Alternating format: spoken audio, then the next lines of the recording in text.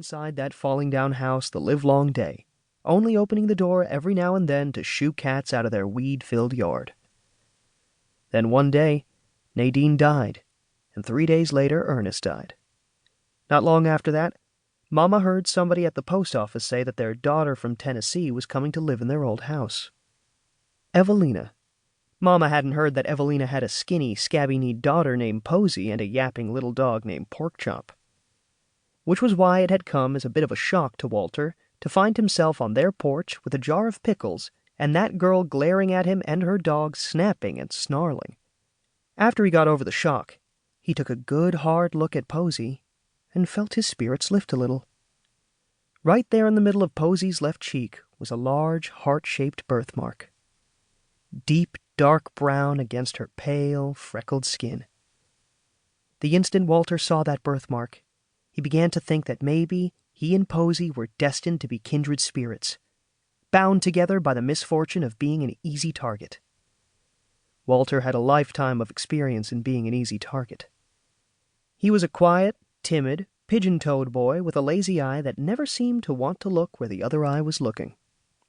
Such boys were easy targets for the sharp-tongued kids in Harmony. Now here was this girl with a heart-shaped birthmark on her cheek who was surely going to be an easy target too. Walter had waited his whole life for a kindred spirit, and now here she was. True, she seemed a little wild, wagging her finger at him and going on about that sign on the porch railing. But then, Walter figured beggars can't be choosers when it comes to kindred spirits.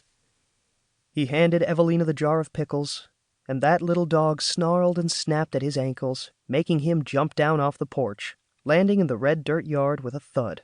"Hush up, Porkchop," Posey said, holding the dog by his collar. She peered down at Walter and said, "He only bites if I tell him to."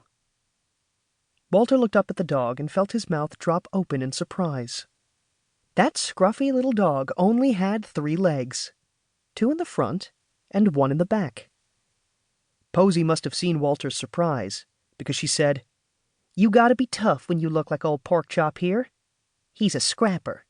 She jabbed a thumb at herself and added, "Like me."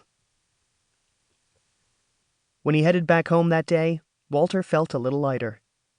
Maybe this summer was going to get better. The Tipples lived so far from town that Walter had never had anyone but Tank to hang out with. Now that Tank was gone, he spent every day alone. His mind whirled with images of him and Posey having a grand old time together. Looking for salamanders under the rotten logs down by the river, maybe adding a second story to the fort he and Tank had built way back in the woods behind a pile of termite-riddled lumber that used to be somebody's barn.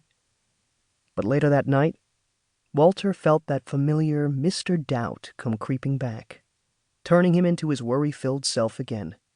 He thought about Posey pointing at that "No Solicitors" sign and squinting right up in his face so bossy and all. He was starting to realize that Posey was probably one of those kids who had perfected the fine art of bully thwarting. He'd bet anything that when summer was over, she'd march herself right into Harmony Elementary School and dare those kids to laugh at her just by sending them a glare as mighty as any laser. She'd probably snatch fish sticks right off the plates of first graders at lunch, or dare the third graders to touch her birthmark and then charge them a quarter if they did. Yup, Posey was a bully thwarter the way that he, Walter Tipple, could never be.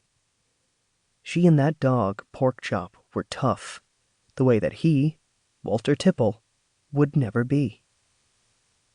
By the time he fell asleep that night, Mr. Doubt had stepped aside and Mr. Disappointment had settled in. A bully thwarter like Posey wouldn't want to hang out with a loser like him. But then, the very next day, something happened that told Walter that fate might finally be on his side, sending him the kindred spirit he'd been waiting for after all. Because the very next day, when he and Posey and Porkchop were pushing their way through tangled pricker bushes and climbing over fallen trees in the dense woods beside the river, they found a dead man. Chapter 2. The morning after Walter delivered Mama's pickles to Evelina and Posey, he splashed cold water on his face, trying to clear his head of that dream he kept having, the one about his birthday with